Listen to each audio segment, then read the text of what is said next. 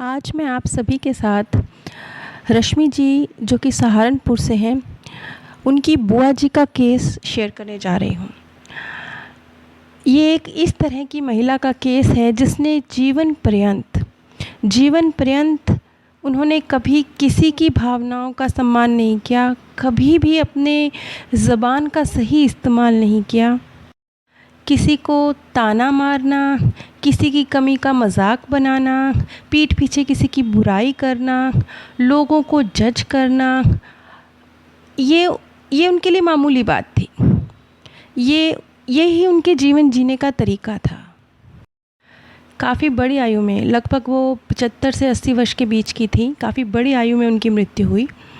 लेकिन इतनी लंबी आयु में उन्होंने जीवन पर्यंत रश्मि जी की मम्मी जी, जो कि रिश्ते में उनकी भाभी थी, उनके साथ, अपनी बहुओं के साथ, यहाँ तक कि उनकी मदर इन लॉ, उनकी नंदें, मतलब अपनी जितनी भी महिलाएं थी उनके आसपास, वैसे तो सभी के प्रति उनका नज़रिया ऐसे ही था, लेकिन जहाँ पर भी वो अपनी पावर का ज़्यादा इस्तेमाल कर सकती थी, वहाँ उन्होंने किसी को भी बख्शा नहीं। सभी के साथ उन्हें भावनात्मक दुख पहुंचाना, अपनी ज़बान से दुख पहुंचाना, अपने तानों से दुख पहुंचाना, इस तरह का उनका स्वभाव रहा।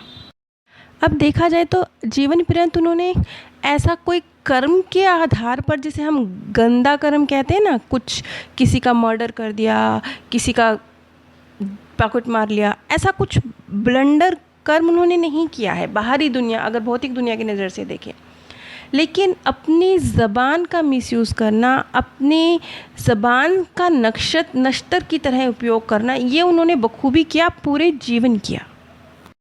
और इन महिला की जब मृत्यु हुई तो मृत्यु के समय पर रश्मि जी को, उनके फैमिली मेम्बर्स को, सबको बताया गया कि उनका अंतिम समय है, तो आखिरी समय पर आप अपनी बुआ जी से मुलाकात कीजिए। रश्मि जी जब उनसे मिलने गई, उस वक्त तक रश्मि जी की मम्मी जी तो उस वक्त तक गुज़र चुकी थी, लेकिन उनकी बुआ जी बार बार जबकि वो मृत्युशैया पर थी, हाथ जोड़ कर अपनी भाभी से माफ़ी मांग रही थी। बार बार हाथ जोड़ कर, भाभी मुझे माफ़ कर दो, भाभी मुझे माफ़ कर दो, मुझसे गलती हुई, मुझे माफ़ कर दो। बार बार वो माफ़ी मांग रही थी। और अपनी सासू माँ, क्योंकि उन्हें भी उन्होंने बख्शा नहीं था, उनके साथ भी उनका जो बदजुबानी थी वो जारी थी, क्योंकि भावनात्मक तौर पर वो कोई अच्छी महिला नहीं थी। वो कभी भी किसी का मन से भला सोच लें, इस तरह की उनकी प्रवृत्ति नहीं थी। बार बार अपनी सासू माँ की तरफ भी, माँ जी मुझे माफ़ कर दो, माँ जी मुझसे गलती हो गई, भाभी मुझे माफ़ कर दो, माँ जी मुझे माफ़ कर दो, बार बार कंटिन्यूसली उनकी ज़बान से यही लफ्ज़ निकल रहे थे। और शायद कुछ था जो बहुत हसीन नहीं था, जिसे देखकर वो घबराई हुई थी, जिसे देखकर उन्हें डर लग रहा था, जैसे उनके चेहरे का रंग उड़ा हुआ हो, उन्हें मतलब कपकपी छूट रही है, बेचैनी है, डर है, कुछ इस तरह की उनकी फीलिंग्स थी जब वो मृत्युशैया पर थी। ये सब कुछ उनके गुजरने से 2-3 दिन पहले ही शुरू हो गया था।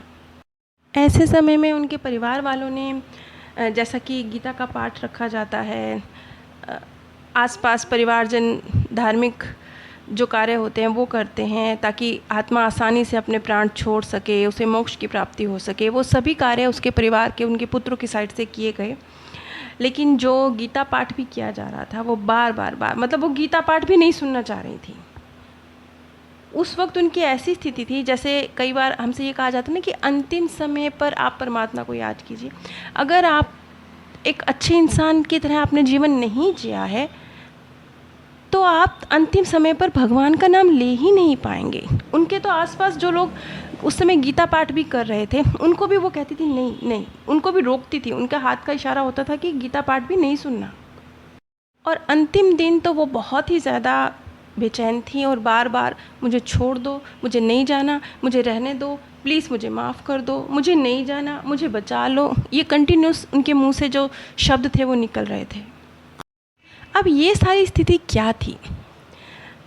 उस महिला ने जीवन पर्यंत जो अपनी भाभी के साथ या अपनी मदर इन लॉ के साथ या अन्य व्यक्तियों के साथ जो उसने अपनी ज़बान का गंदा इस्तेमाल किया, क्योंकि ज़बान के गंदे इस्तेमाल से जो आप किसी को दर्द देते हैं, किसी के मान सम्मान को चोट पहुंचाते हैं, वो शारीरिक चोट से भी ज़्यादा बड़ी है।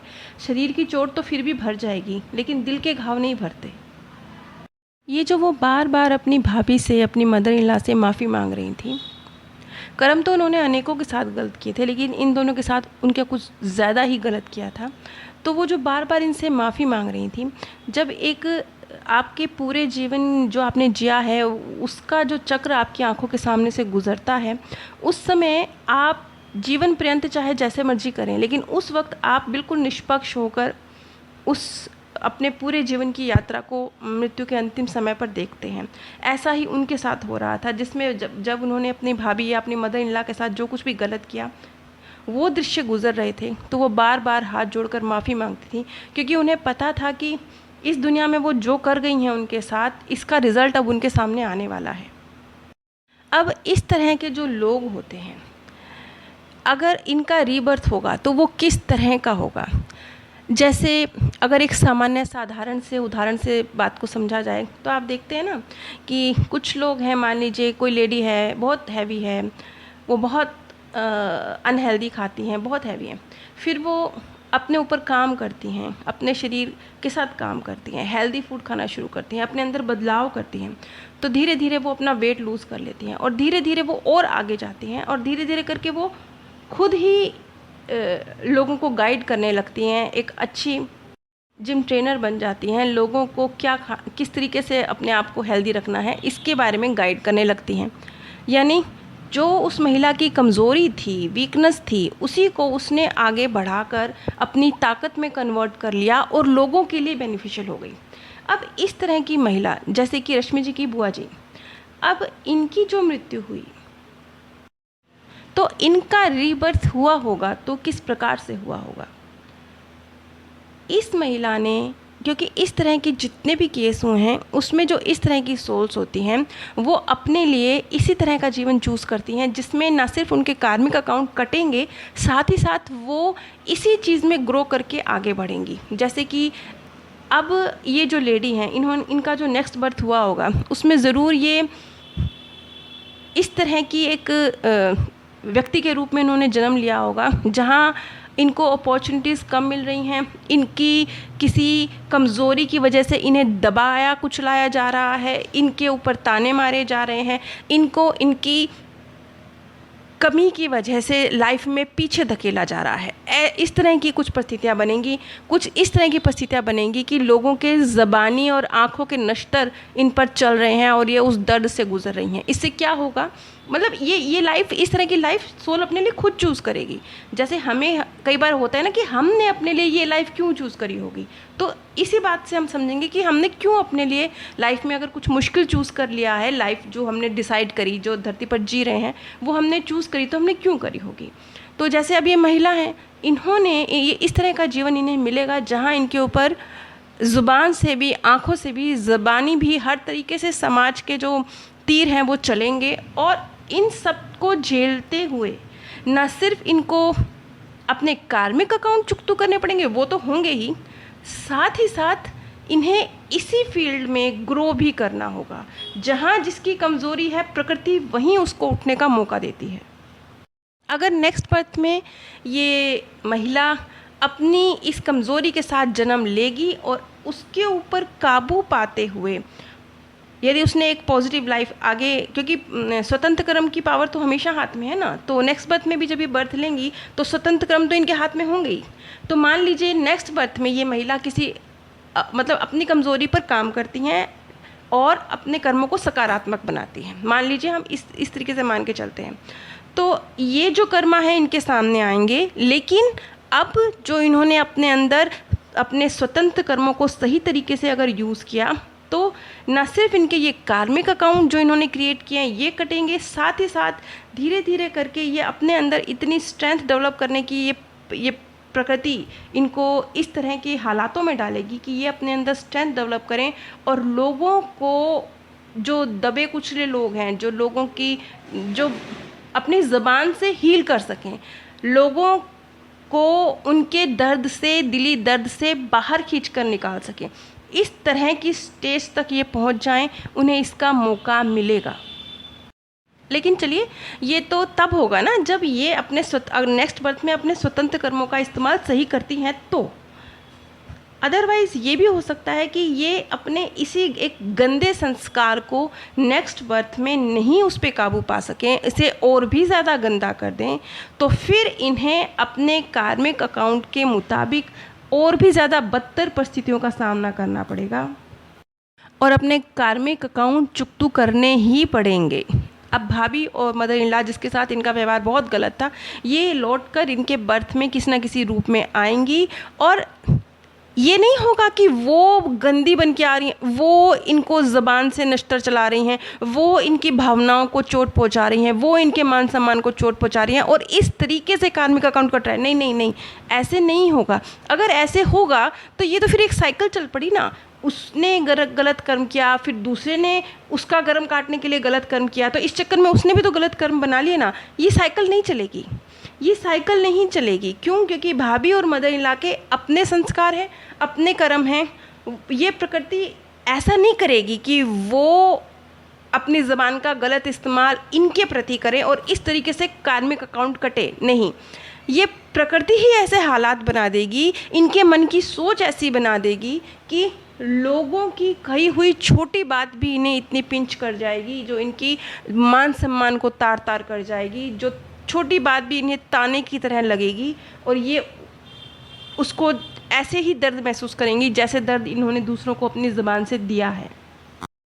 भाभी और मदर इन लॉ उनकी तो अपनी जर्नी है, जो उन्होंने कर्म किए हैं उसके मुताबिक वो तो अपनी यात्रा पर चलेंगी, लेकिन इस महिला की यात्रा नेक्स्ट बर्थ में इस तरीके से आगे कंटिन्यू होगी। ये समझ लीजिए कि कार्मिक अकाउंट तो चुकतू होने ही होने हैं, लेकिन फिर भी ग्रो करने का मौका ये प्रकृति आपको देती है। क्यों? क्योंकि हर व्यक्ति को चाहे उसके कर्म के मुताबिक जो भी बर्थ उसे मिले, जो भी चुनाव उसका हो, स्वतंत्र कर्म तो हर व्यक्ति के अपने हाथों में है ही ना।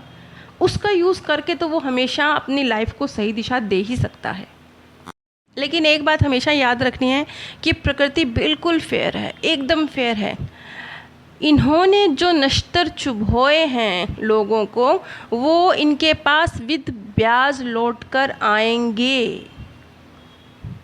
चाहे वो इस प्रकृति की तरफ से आए, समाज की तरफ से आए, इनके खुद का मन की क्रिएशन हो, लेकिन वो विद ब्याज लौट कर आएंगे। और उस वक्त इनके पास न सिर्फ उनको झेल कर काटना होगा, बल्कि उनसे सीख कर अपने स्वतंत्र कर्म का इस्तेमाल कर कर उनसे बाहर निकलना भी होगा।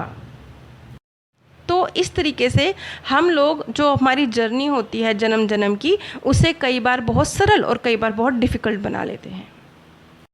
ये जो आज मैंने आपके साथ केस शेयर किया है, ये रश्मि जी ने मेरे साथ अपना केस शेयर किया है। इनकी बुआ जी का स्वर्गवास अभी 1 ही महीना पहले हुआ है। नीचे डिस्क्रिप्शन बॉक्स में मैंने आप सभी के साथ अपने first channel path of peace का लिंक शेयर किया है। वहाँ पर भी मृत्यु के बाद की दुनिया के संबंध में सत्य जानकारी प्रस्तुत की जाती है। आप सभी पर परमात्म सौंदर्य, प्रेम और आनंद सदैव बरसता रहे। आप सभी